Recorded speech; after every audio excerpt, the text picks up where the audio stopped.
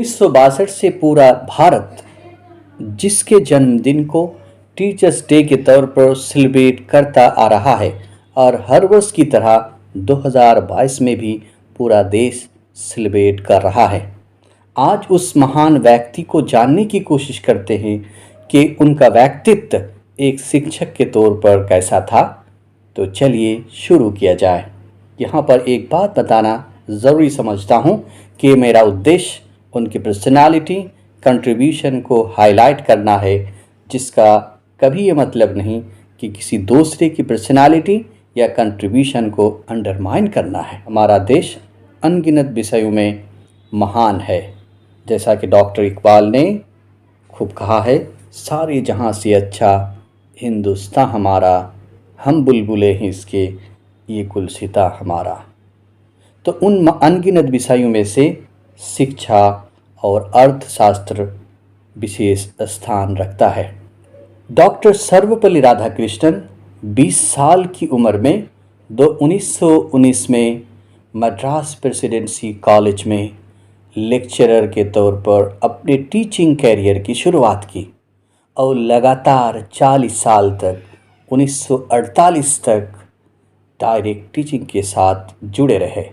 वैसे तो भारत में 15 राष्ट्रपति बन चुके हैं, 14 उपराष्ट्रपति और 14 प्रधानमंत्री बने और वो डिफरेंट फील्ड से थे। उनमें से कई लोग टीचर्स भी रहे, जैसा कि doctor Rajendra Prasad, doctor Zakir Hussain, Pranab Mukherjee, doctor Manmohan Singh और अभी जो राष्ट्रपति हैं हमारी द्रौपदी मुर्मू जी, वो भी टीचर रहे।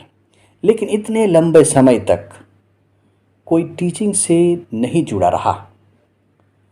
टीचिंग पीरियड को अगर देखा जाए तो इस तरह से है कि 1909 से 1918 तक मद्रास प्रेसिडेंसी कॉलेज में लेक्चरर रहे। फिर 1918 से 1921 तक मैसूर यूनिवर्सिटी में प्रोफेसर रहे। 1921 से 1929 तक कलकत्ता यूनिवर्सिटी में प्रोफेसर रहे। 1929 से 31 तक लंदन के ऑक्सफोर्ड के अंदर एक हैरिस मैनचेस्टर कॉलेज है, उसके प्रिंसिपल रहे। फिर 1931 से 1936 तक आंध्रा यूनिवर्सिटी के वाइस चांसलर रहे। 1936 से 1939 तक ऑक्सफोर्ड यूनिवर्सिटी में प्रोफेसर रहे।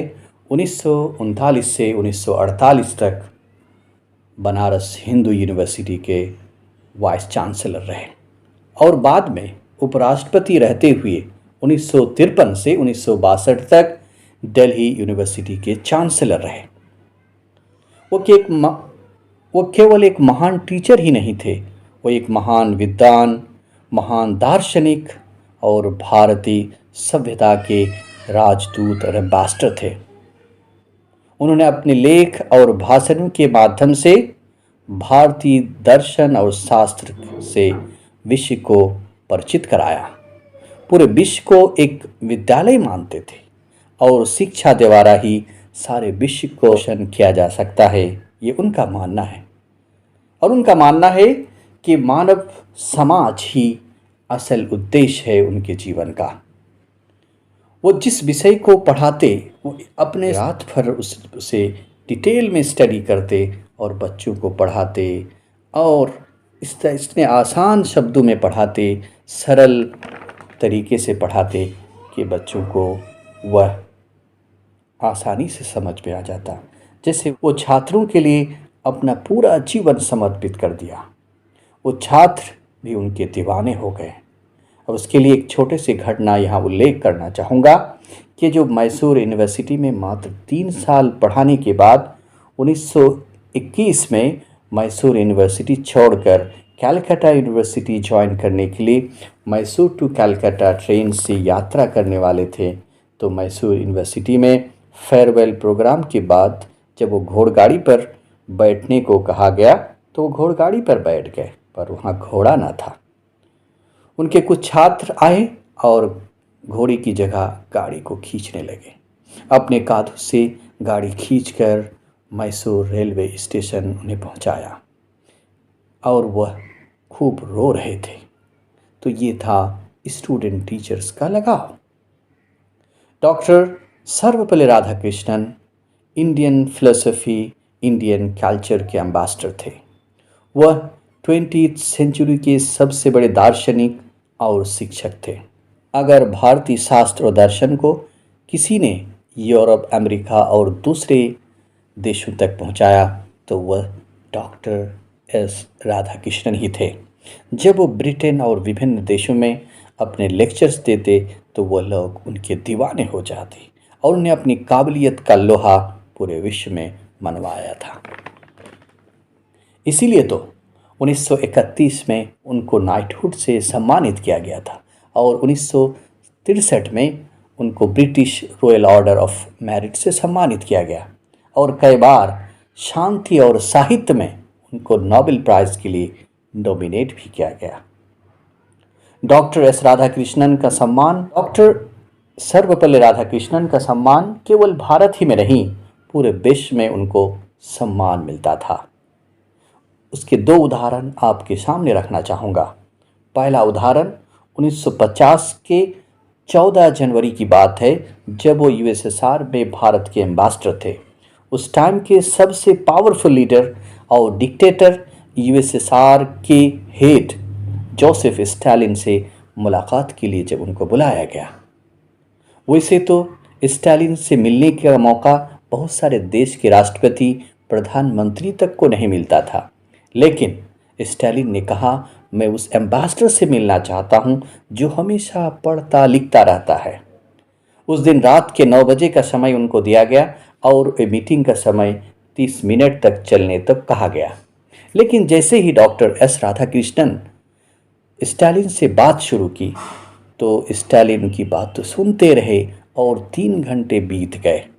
एक बार उनके सर पर हाथ फेर दिया तो स्टालिन रोने लगे और कहे कि आज पहला एक व्यक्ति आप मिले जिसने मुझे एक ह्यूमन बीइंग माना, वरना सब लोग मुझे कुछ और ही मानते हैं। और उन 3 घंटों में स्टालिन ने उन्हें खूब रिस्पेक्ट से बात की, मिस्टर प्रोफेसर कहकर उनको संबोधित करते रहे और डॉक्टर राधाकृष्णन ने स्टालिन को मार्शल कहकर संबोधित किया। 1952 में जब डॉक्टर राधाकृष्णन भारत वापस आए तो उनसे मिलने के लिए स्टालिन एयरपोर्ट पहुंच गए। डॉक्टर राधाकृष्णन उस वक्त केवल एक न्यूली इंडिपेंडेंट कंट्री के एम्बेसडर थे और कुछ नहीं थे।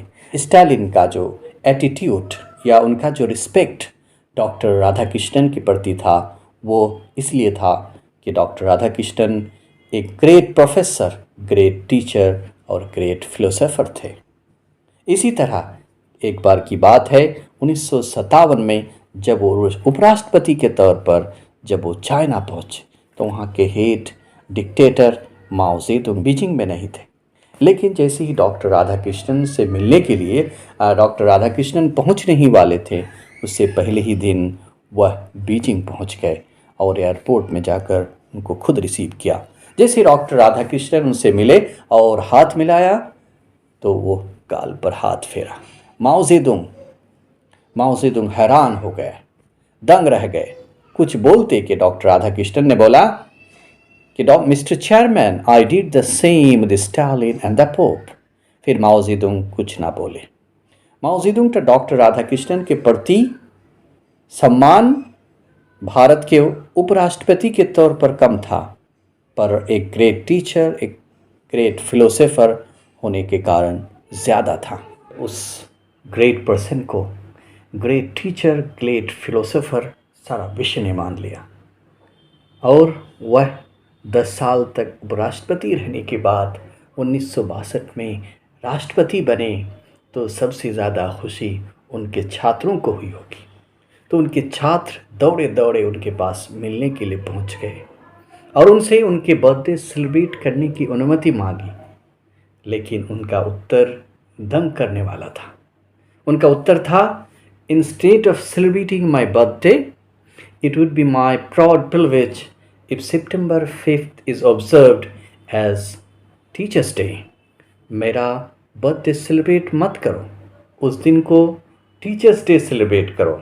जिस तरह तुम्हारा मेरे प्रति सम्मान है, मेरा तुम्हारा लगाव है, मेरा और तुम्हारा संबंध है, उसी तरह तमाम छात्र का उनके शिक्षक के प्रति सम्मान होना चाहिए। दोनों के संबंध मधुर होने चाहिए और गहरे होने चाहिए। और उसी वक्त से शुरू हो गया 5 सितंबर को टीचर्स डे सेलिब्रेट किया जाना। वैसे बता दूं कि 1994 से वर्ल्ड टीचर्स डे 5 अक्टूबर को सेलिब्रेट किया जाता है, लेकिन भारत ने डॉक्टर एस राधाकृष्णन के बर्थडे 5 सितंबर को जो टीचर्स डे सेलिब्रेट किया जाता रहा है उसी को कंटिन्यू किया और 5 अक्टूबर को एक्सेप्ट नहीं किया।